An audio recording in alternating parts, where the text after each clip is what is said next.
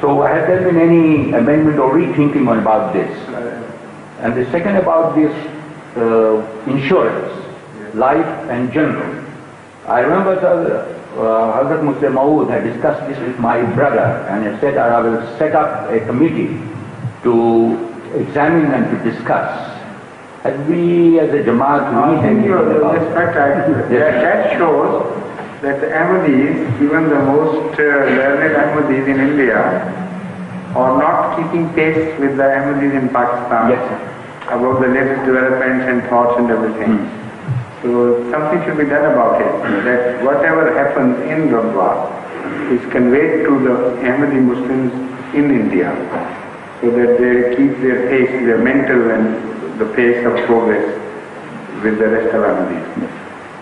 Because a lot has been done and published on this. Malak Saifur Rahman Sahib is the secretary of Majlis Iftar. And this subject has been taken up at various times. First during the time of Hazrat Muslim Maud at various occasions. And it was taken up partly and partially and was left unattended because perhaps the time was not right as yet. And the opinions were very strongly divided and polarized. And later on, during the last days, under the auspices of Milan Board too, this aspect was taken up, and I was also one of the members to investigate this matter of life insurance and other insurances.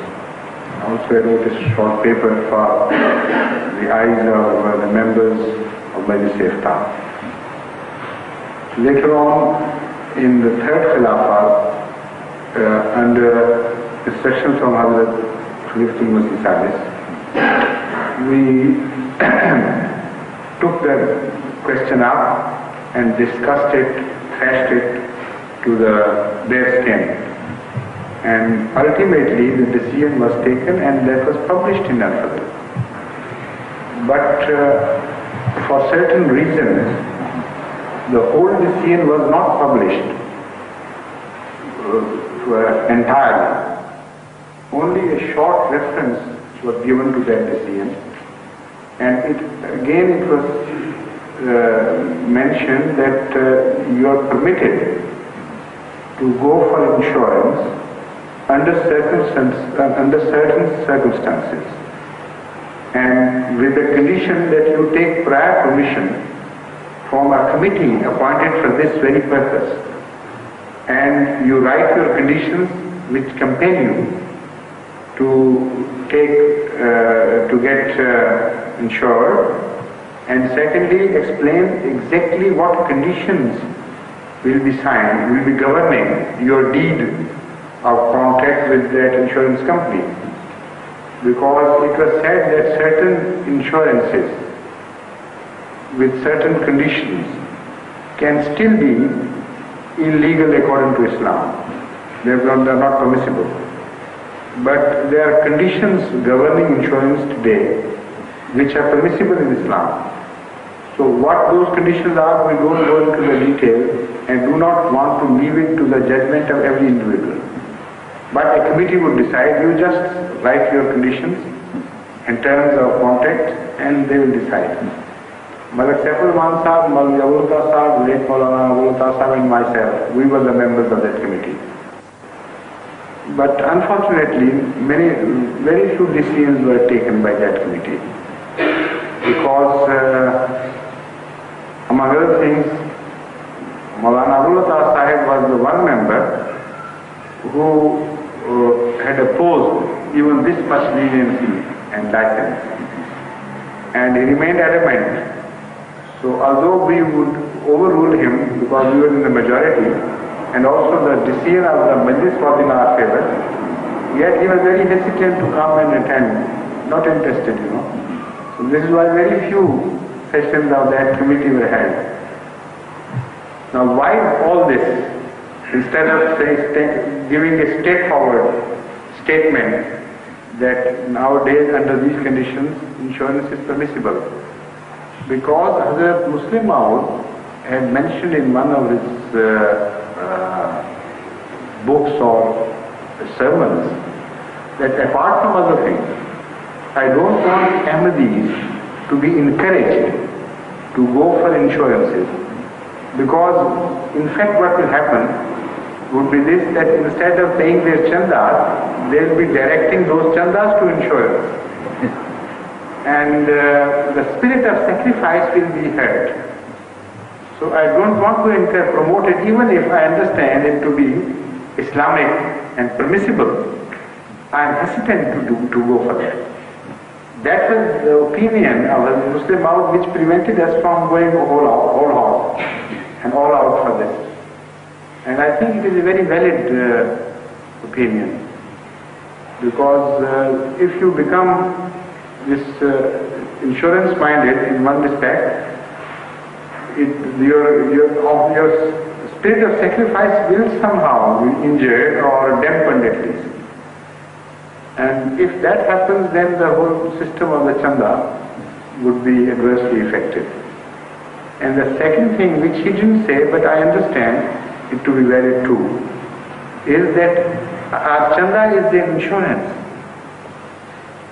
The chandas which we give for the sake of Allah are in themselves insurance.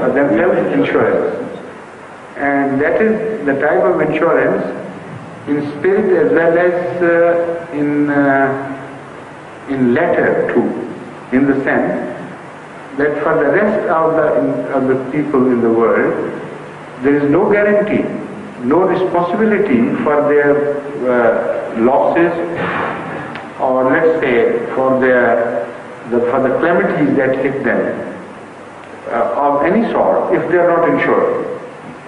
But Ahmadiyyat cannot overlook the problems of individual Ahmadis. And every day we receive letters from various Ahmadis who sometimes commit their own mistakes and blunders and suffer for them. Yet when they write to me, I refer the matter to the relevant department of Southern India, and a huge sum is every year spent to mitigate the sufferings of individual Ahmadis. That is a sort of insurance. But that insurance is driven from our faith and from the spirit of the community. And it is met by the same chandas which we give. So a sort of insurance, and a much better insurance, is already in operation in Jamaat Ahmadiyya. And those who suffer, particularly in the name of Allah, because of, for no other fault of theirs, but because they are Ahmadis, in their case, Jamaat goes much more forward, and tries to re-establish them in so many ways. This happened in 74, this is happening now, and it will always happen. And in fact, it will further improve.